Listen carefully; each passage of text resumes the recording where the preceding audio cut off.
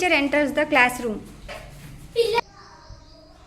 పిల్లలు టీచర్ పండుగలు మనుషులను కలిపేందుకు. హోలీ రంగుల పండుగ, ప్రేమ స్నేహం ఐక్యతకు ప్రతీక. ఏ మతమైనా సరే మనమంతా భారతీయులం. అంటే మేము కూడా జరుపుకోవచ్చా? ఖచ్చితంగా.